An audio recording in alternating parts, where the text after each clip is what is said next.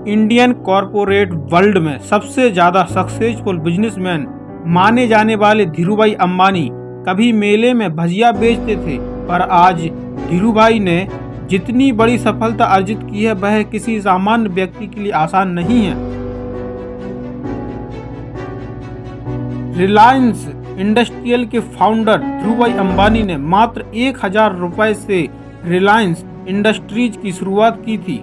6 जुलाई 2002 को जब उनकी डेथ हुई तब एक रिलायंस 62,000 करोड़ की कंपनी बन चुकी थी।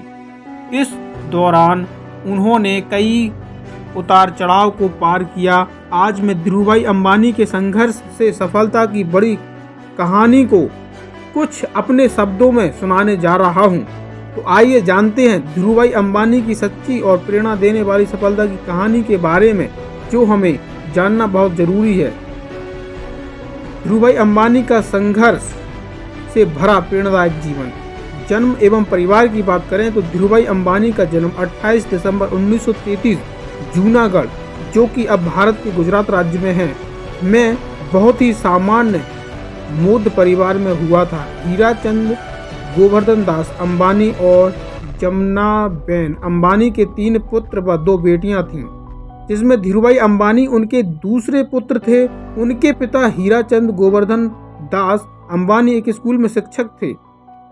उनकी पारिस्थितिक स्थिति परिवार आर्थिक तंगी से गुजर रहा था, इसलिए धीरूभाई अंबानी ने केवल हाई स्कूल तक की पढ़ाई पूरी की और इसके बाद उन्होंने छोटे मोटे काम करना शुरू किया। हालांकि उनके छोटे मोटे काम से परिवार की स्थिति में कोई खास फर्क नहीं पड़ रहा था, पर कौन जानता था कि एक बहुत बड़ी सक्सेस उनका इंतजार कर रही है। Dhirubhai Ambani struggle life story.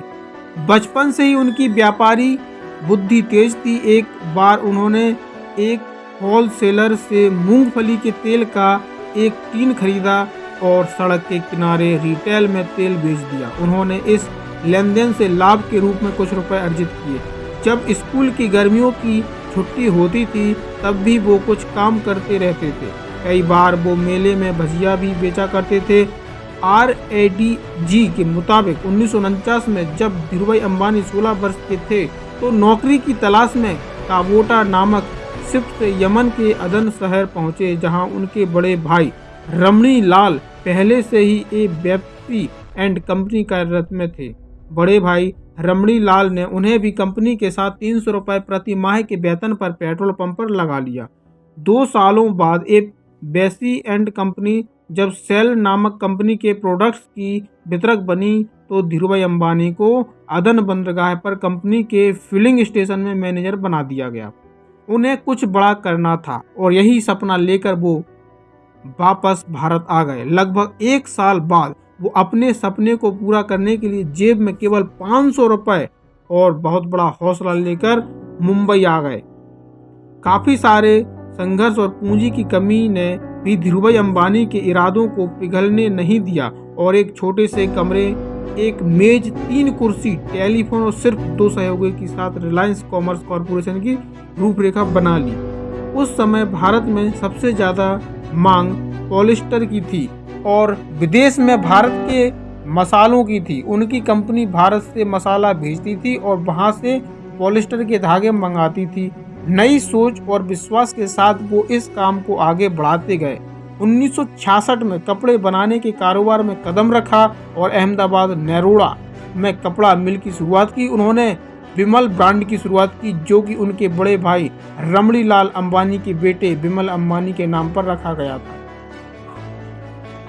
1992 में ग्लोबल मार्केट से फंड जुटाने वाली रिलायंस देश की पहली कंपनी बनी। 2000 के आसपास रिलायंस पेट्रोकेमिकल और टेलीकॉम के सेक्टर में आई और धीरूभाई अंबानी देश के सबसे रईस व्यक्ति बनकर उभरे और 6 जुलाई 2002 को धीरूभाई अंबानी अपनी यादें छोड़ गए। हालांकि वो आज हमारे बीच नहीं है, पर आज भी लोग कहते हैं कि यदि बिजनेस करना है तो धीरूभाई अंबानी से सीखो।